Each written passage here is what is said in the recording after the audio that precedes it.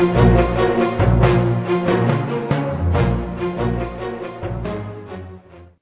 everybody, and welcome back to another mini update here in the Lion's Den. My name is Panzer King, and we're going to go over a few things that I've been working on the last few days.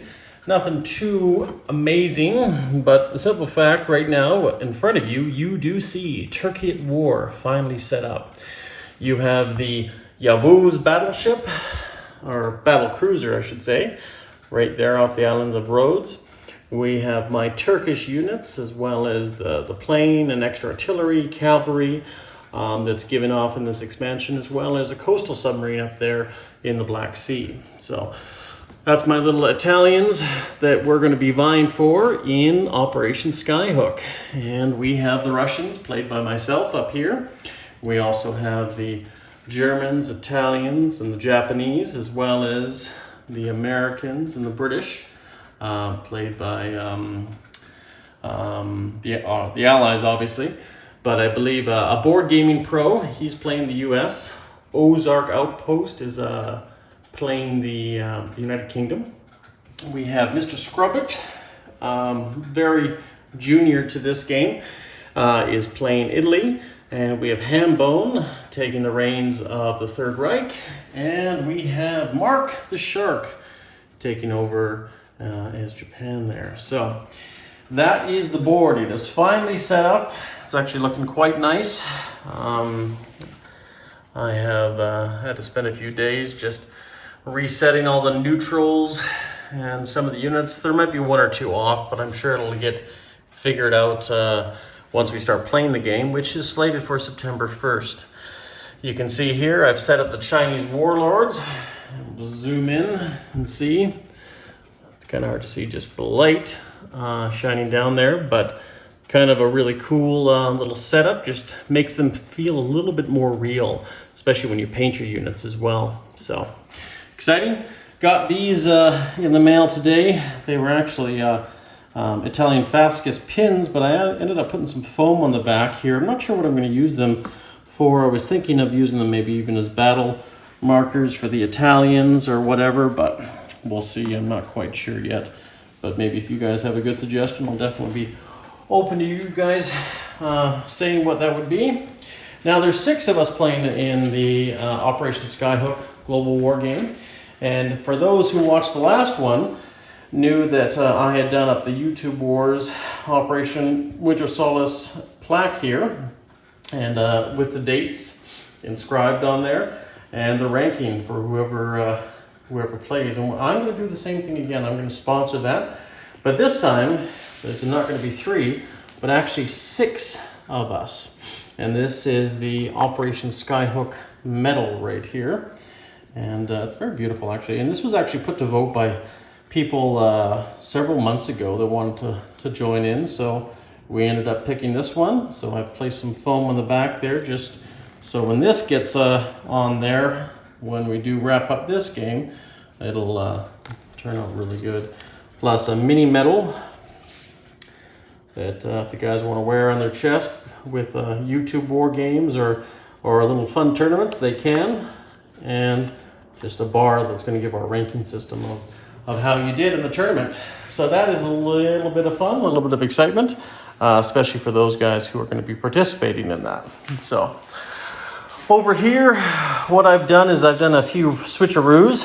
This was our 2021 campaign medal for the Summer Offensive, which is now what we're calling. It was formerly the Spring Offensive, but the name is officially changed to the Summer Offensive. And next year will be 2022, the American World War II campaign medal. And then, of course, these years subsequent. And I've replaced the French Croix de Groix with this one, the Army of Occupation. And the reason why is because what I've done here is, for those that followed the Spring Offensive that was this year, you can see there's a medal missing here, but the Allies who ended up winning, they actually took everything because all their peers voted for them. And of course, the Legion of Merit that's not here, that was awarded to Madman Dan for being the most strategic commander.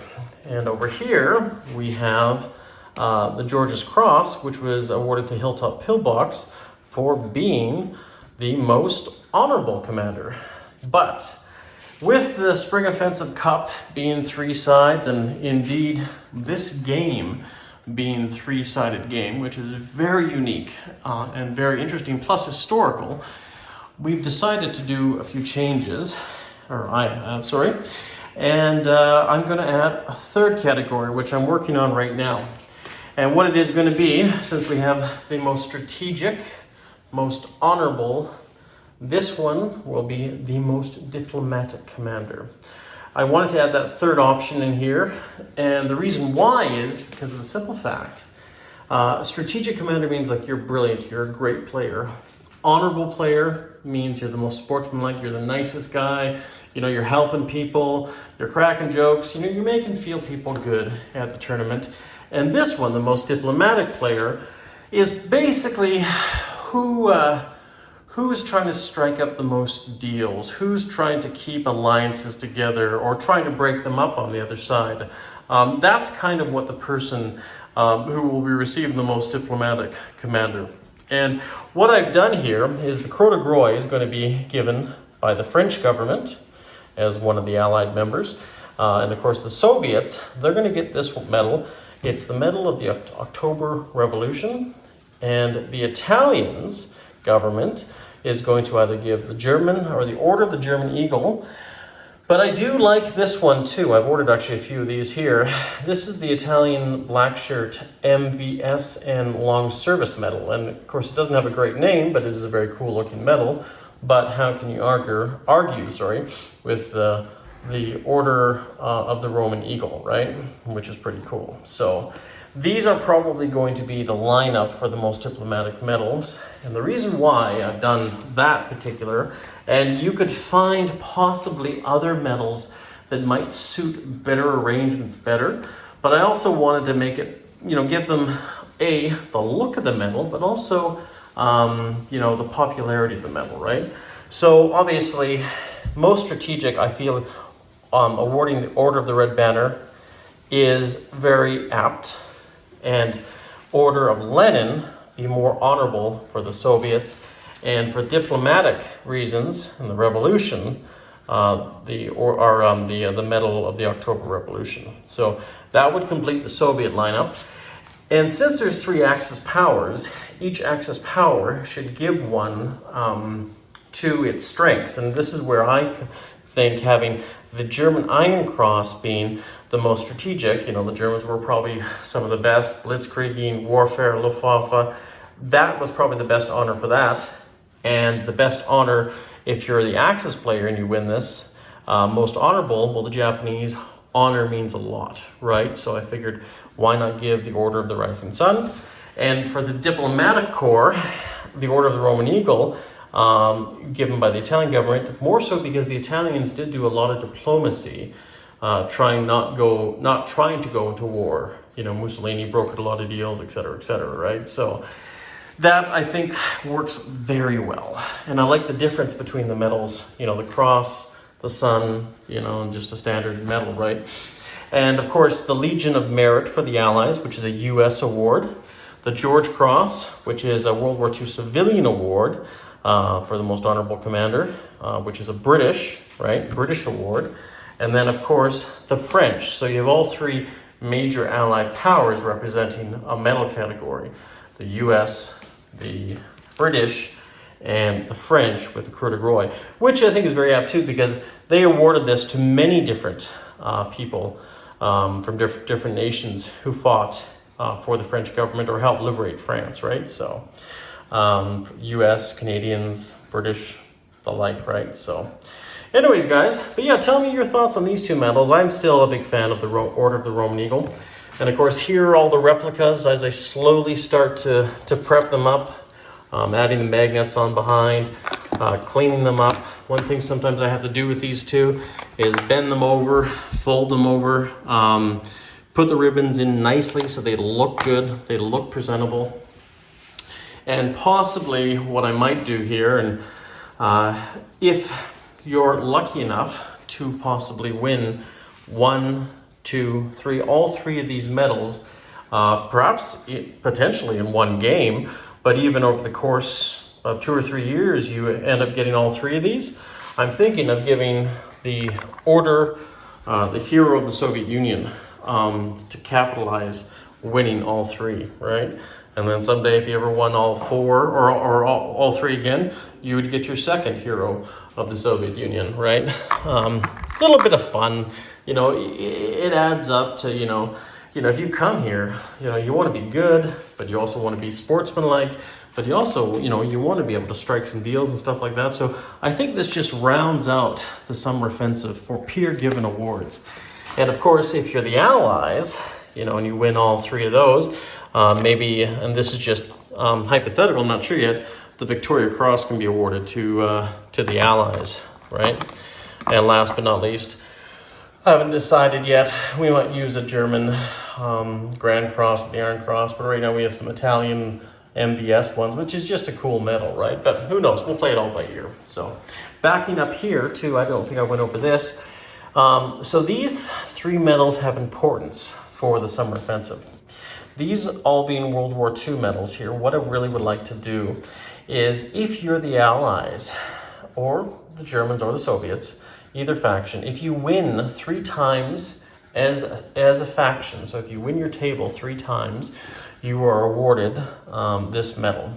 If you win with 3 different fractions, or so basically if you're the Axis the first year and you won, you're the Soviets the second year and you won, and then 3rd year, let's say you lost, you didn't win, but the 4th year you won as the Allies, you know, you would be awarded this medal for winning all 3 different factions, right? Represented by 3 triangles. And then up here, this would be given to you if you've won it all, right? So that's something, I'm kind of toying with the idea, like kind of a grand medal of all, right? You know, it's always nice to have a hierarchy to work towards certain things, but once again, tell me what your guys' thoughts are. Sometimes it's too much medalage, but also if it's done tastefully and rightfully, and if you make them hard to get, you know, you have to be selected by your peers, much like real medals were awarded back in the day by, you know, seniors or commanders or committee. Well, did he really earn it or did he not? You know, it's a voting system, more or less, right? So, but yeah. So hopefully you guys like that little go over there. Once again, everything is set up here for Operation Skyhook. It can start at any time on my front. Thankfully, I'll only be posting 1 video per turn, and I don't mean that in a bad way. Just for my own time-wise, right? But I do have a very big country here to manage. But of course, we'll have to wait and see, since the Axis are the aggressors in this game. They might pull some fast ones. They might not. We'll have to ultimately see what happens, and of course go from there. Small little minor note here. The Romanian flag I changed out with this new one. I think Doug had this in Historical Board Gaming, but this is the Transista flag. I just liked it because it kind of had like an imperial flag or like a dictator flag, kind of like the Spanish, as you can see right here. I know it's upside down, but like kind of the Spanish eagle as well as the German eagle. So I thought, you know, that's kind of cool. I really do like that. So I figured that would be good. Yeah, all the sculpts are painted up. We'll just pan through here slowly. All the nations are done up. I might be missing a few units, but like I said, I'll check over it once we get into the game. But for the most part, everything should be set up here. Carriers and battleships on the eastern seaboard with the Americans. All the South American flags and rondels and units. But yeah, I'm excited to get back in here again. It was nice just to have a little bit of a break with the spring offensive. But now we can really set our teeth in here and play it with these fine group of guys. So this is a little bit longer than a mini update, but I figured I'd just show you guys a bit of flavor. You can also see here how I've set up my army groups, and I've just given some names here for certain units here. And of course, I've corresponded them all here, and we'll just look here. This is the 1st, 2nd Army, 3rd Army, 4th Army, because I'm expecting to hopefully build up some army groups, move them around here. But I just wanted to put that on the board here, hopefully to strike some terror in my opponent's eyes. But yeah, and last but not least, once again, we are doing expansions, which I went over with Turkey at War here. But this one right here, this is what I use for Elite of the Soviet Union. And you can see right here, Order of the Red Banner chips, Guard chips, and once again, these are the general chips. It just means nothing. It's just a bit of flavor for me. By July 1941, I believe if you basically own Moscow, you get these 2 free Guards bombers, the 125th and the 46th. So I did those up, painted them gray because they are kind of a different unit. It's kind of an optional rule, but we'll play it. We'll have some fun with that. And what I've done here, and you can see the infantry, militia, Marines, all this stuff, but I put this red ring around it to represent the Order of the Red Banner if they win it. I haven't done a lot of units. I just want to wait and see. I've done one of each, the Guards and the Order of the Red Banner, for some medium tanks, light tanks. Did some standard infantry Guard units and some Order of the Red Banner infantry units. So we'll definitely see how many of these get awarded. This one right here is it gets awarded if you capture Berlin. But basically, a Guard, if you just take a land zone back, you're upgraded to a Guard unit, which gives you a +1, stuff like that, right? Order of the Red Banner, you take back a city or defeat a capital ship on the final move with that unit, or you attack a fortified line and capture it, minus like I think Finland or something, you get the Order of the Red Banner. Basically, if you capture a red city marked on the map, then yeah, you'll be awarded that. So yeah, it's a fun expansion. Here is Elite of the Third Reich. We're playing the Rising Sun expansion and Minorities of War 2 as well. But you can see here some of the units I've placed. I ordered a few more set chips because I'm probably going to want to glue my units and just get a good, well-rounded setup and have a few spares. So that'll be that for the Elite of the Soviet Union. And of course, my reference cards, I'm not worried too much about everything, but my quick reference cards, the neutral card, the Elite of the Soviet Union, reference sheet, China, and of course, USSR. So once again, especially if Vichy is formed, or the Free French, all of these neutrals, Canada at War expansion, which we are playing, and of course I have my lovely Spanish Civil War set up there too. Everything has been reset for whatever technologies we're going to do.